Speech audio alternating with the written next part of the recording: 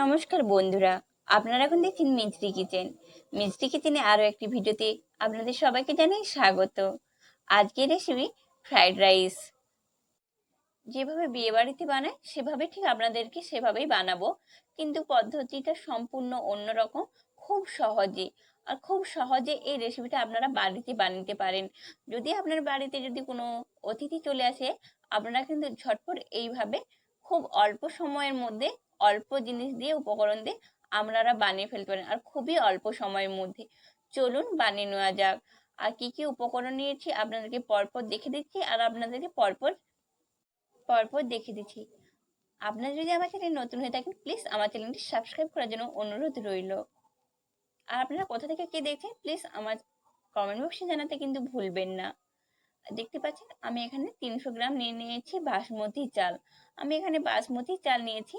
আপনারা আপনাদের বাড়িতে থাকা চাল বা যে কোনো চাল আপনারা নিয়ে নিতে পারেন। দেখতে পাচ্ছেন চালটিকে নিয়ে নেওয়ার পর আমি জল দিয়ে চালটিকে আমি 4 থেকে 5 বার ভালো করে হালকা হাতে দোলা দোলা ভাগ করে আমি ধুয়ে নিচ্ছি। ভালো করে ধুয়ে নিচ্ছি যাতে চালের মধ্যে অনেক রকমের পাউডার বা কিছু যদি নোংরা বা পরিমাণ মতন কোনো যদি কিছু থাকে চালের মধ্যে, তো 4-5 বার ধুইলে কি পরিষ্কার হয়ে যাবে। আলতো হাতে বারবার করে ধুয়ে নিয়েছি। ধুয়ে নেওয়ার পর দেখতে পাচ্ছেন আমি এখানে আধ ঘন্টা আমি জলে ভিজে রাখছি। জলে ভিজে রাখলে কি হয়, চাল যখন আমরা কড়াইতে ভাতটি সিদ্ধ করতে যখন বসাবো ফ্রাইড রাইসকে, তখন খুব শীঘ্রই তাড়াতাড়ি হয়ে যাবে। তাই আপনারা কিন্তু এই স্টেপগুলো, অল্প জিনিসগুলো আপনাদেরকে খেয়াল রাখতে হবে। আধ ঘন্টা জলে ভিজিয়ে রাখছি। আমি এখানে স্পেশাল মশলা করে নিচ্ছি। তার জন্য পাত্র নিয়ে নিয়েছি 3টি এলাচ, নিয়ে নিয়েছি 4টি গোলমরিচ, আর নিয়ে নিচ্ছি 3 চামচ চিনি। আমি আমার পরিমাণ মতন এখানে চিনি এলাচগুলো নিয়ে নিচ্ছি। আপনারা কম বেশি আপনাদের পছন্দ মতন এখানে নিয়ে নেবেন। দেখতে পাচ্ছেন আমি এখানে 3 চামচ নিয়ে নিয়েছি চিনি। তারপরে কড়াইতে জল গরম হয়ে গিয়েছে।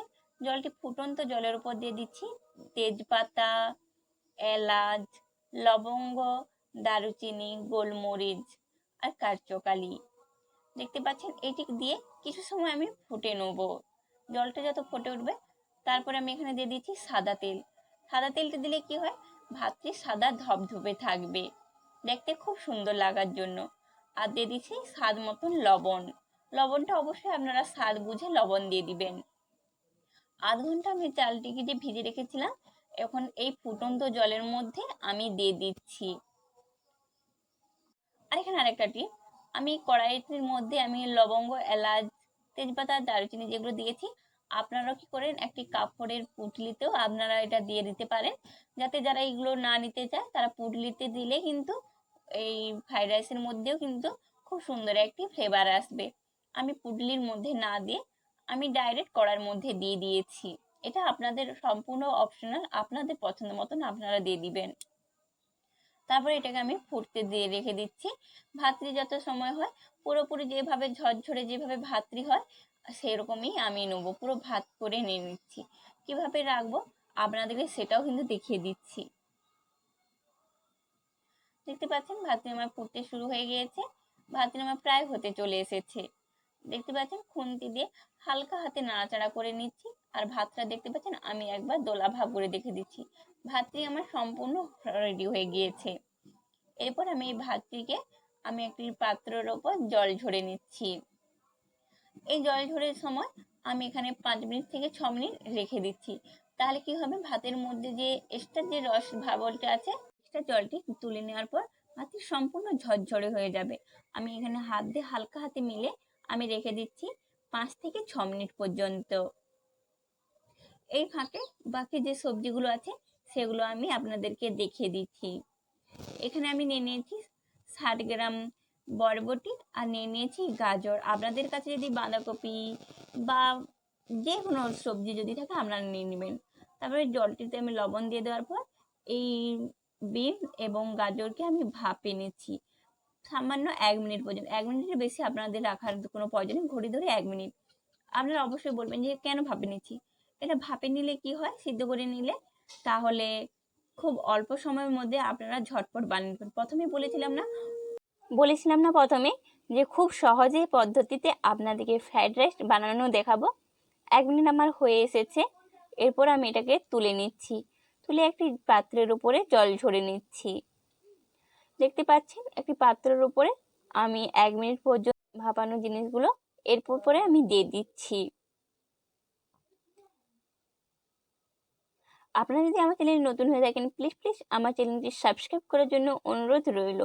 আর এই রেসিপিটি কেমন হয়েছে আপনারা কিন্তু বাড়িতে অবশ্যই ট্রাই করবেন। ট্রাই করার পর কমেন্ট বক্সে আমাকে কিন্তু জানাতে ভুলবেন না। তারপর কড়াইটি আমি আবারও বসে দিয়েছি। বসে দেওয়ার পর খুবই অল্প সামান্য দিয়ে দিচ্ছি সাদা তেল।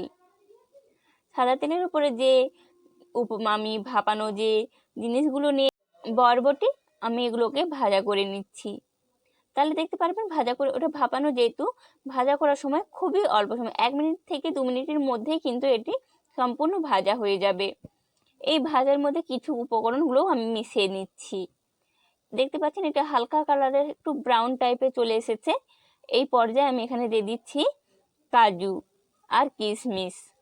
কাজু আর কিশমিশকেও শুধু ভালো করে বেশি সময় নয় 1 মিনিট ধরে আমি কিন্তু হালকা হাতে নাড়াচাড়া করে ভাজা করে নিচ্ছি।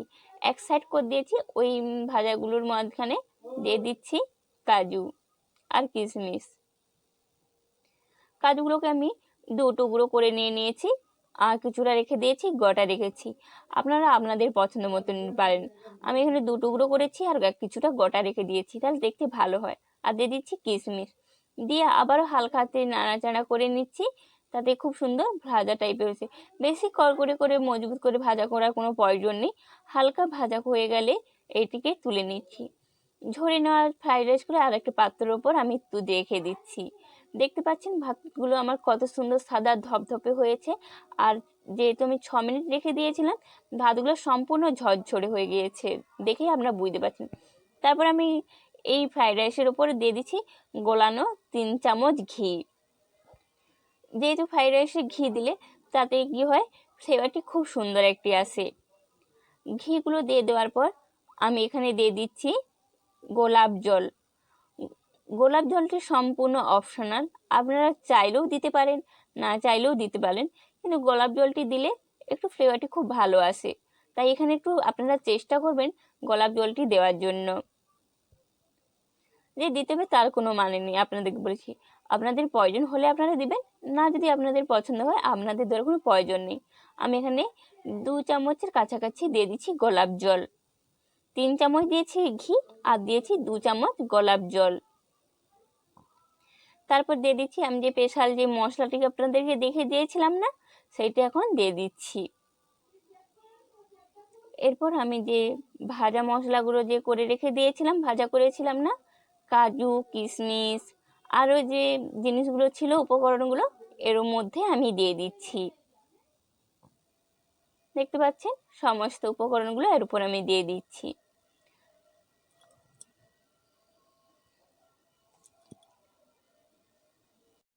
সমস্ত উপকরণগুলো দিয়ে দেওয়ার পর হালকা হাতে আমি এগুলোকে মিশিয়ে নিচ্ছি। খুব বেশি জোর হালকা করে মেশানোর প্রয়োজন নেই, হালকা হাতে মিশিয়ে নিচ্ছি।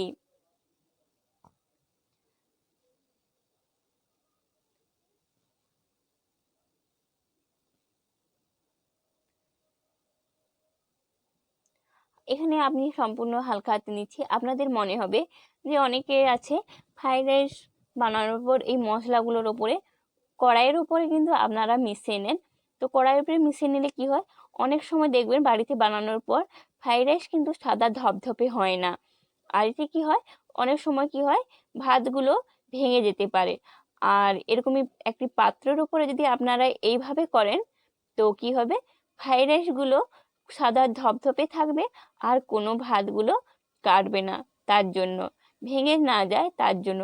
কত সুন্দর হয়েছে।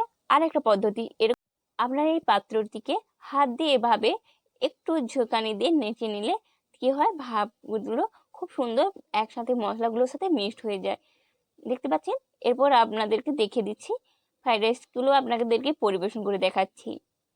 আমি এভাবে প্লেটের ওপরে আপনাদেরকে পরিবেশন করে দেখে একবার কেউ বলবেই না যেটা বাড়িতে রান্না হয়েছে। দেখেই যেন মনে হবে অনুষ্ঠান বাড়ির মতন সেম টু সেম সেভাবে হয়েছে। আর খুবই অল্প সময়ে সহজ পদ্ধতিতে এরকমই আপনারা বাড়িতে ঝটপট কিন্তু ব্যবহার করতে পারেন। আপনারা এটা কোনো আপনারা চিলি চিকেন বা মাংস কষা বা মটন কষা, আপনারা যে কোনো বা পনিরের তরকারি, যে কোনো কিছু দিয়ে আপনারা এই ফ্রাইড রাইসটি পরিবেশন করে দিতে পারেন। আজ পর্যন্ত আমার এই ভিডিওটি রইল, আপনাদের সাথে আবারও দেখা হবে নতুন এক ভিডিওতে। আপনারা সুস্থ থাকবেন, ভালো থাকবেন, আর প্লিজ প্লিজ আমার চ্যানেলটি সাবস্ক্রাইব করার জন্য অনুরোধ রইল। আর আপনারা কে কোথা থেকে দেখছেন আমার চ্যানেলে কিন্তু বলতে কমেন্ট বক্সে ভুলবেন না। নমস্কার, আপনাদের ভালো থাকবেন।